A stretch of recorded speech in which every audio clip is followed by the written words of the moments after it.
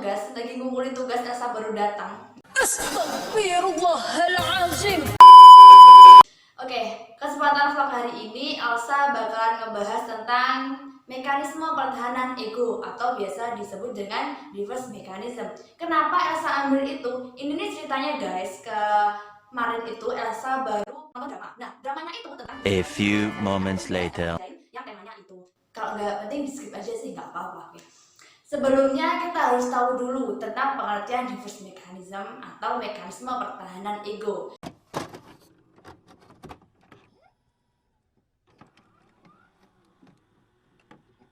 Mekanisme pertahanan ego atau reverse mechanism adalah proses tak sadar yang melindungi individu dari kecemasan melalui pemutarbalikan kenyataan yang berguna agar ego kita itu tidak terluka. Sebenarnya jenis strategi ini tidak mengubah objektif berbahaya, tetapi hanya mengubah cara pandang seseorang untuk menyelesaikan sebuah permasalahan. Nah, ada beberapa bentuk reverse mechanism, tetapi kali ini Elsa bakal ngebahas 5 bentuk reverse mechanism aja. Yang pertama yaitu penyangkalan. Penyangkalan adalah kondisi seseorang untuk menolak kenyataan yang sebenarnya. Jadi dia itu menolak kenyataan yang dihadapi guys. Seperti contohnya ketika ada seorang anak yang menderita penyakit kanker dan bertanya kepada orang tuanya, orang tua tersebut akan menjawab, "Kamu tidak apa-apa nak, kamu hanya sakit biasa dan harus sering meminum obat." Seperti itu guys. Jadi penyangkalan ini terjadi pada orang tuanya untuk menghadapi agar rasa sakitnya atau rasa takutnya itu tidak berlebihan guys. Contoh lainnya ketika ada seseorang yang sedang merasakan cemburu ataupun sakit hati, mungkin bakal ditanya gini, "Kamu sakit hati ya?"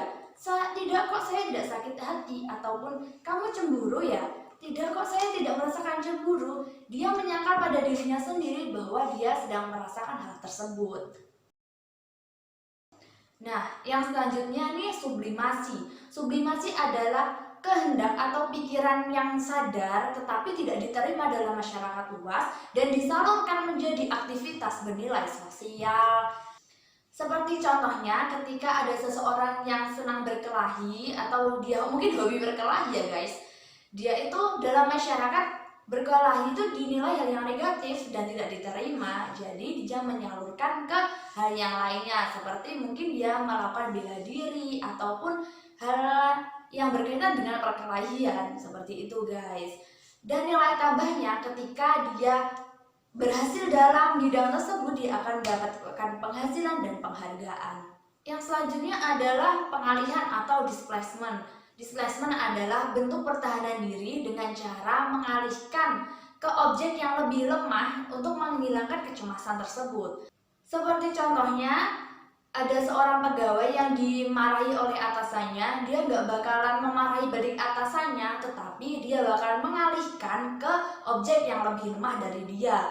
Mungkin di rumah dia bakalan memarahi anaknya atau istrinya sebagai pengelakan dari pemarahan bosnya tadi. Yang selanjutnya adalah represi. Represi adalah upaya individu untuk menyingkirkan frustasi, konflik batin, mimpi buruk atau krisis-krisis keuangan dan sebagainya yang dapat menimbulkan rasa cemas dengan menekannya untuk tidak ke alam sadaran. Seperti contohnya ketika ada seseorang yang sedang bermimpi orang yang dicintai atau orang yang dikasihinya itu meninggal, maka dalam kehidupan nyata dia akan berpikir positif agar mimpi buruk yang dialami tidak menjadi kenyataan guys.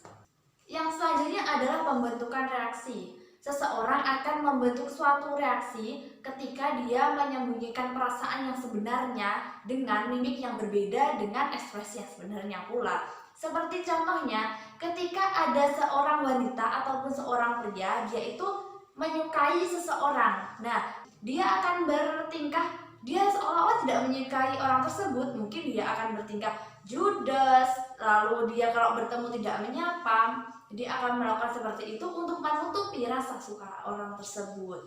Jadi dia itu berlawanan dengan perasaan yang sedang dia alami. Oke, itu aja yang bisa Elsa sampaikan untuk video kali ini.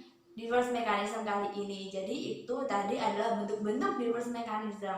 Itu aja guys yang bisa saya sampaikan. Apabila ada kurang lebihnya mohon maaf. Wassalamualaikum warahmatullahi wabarakatuh.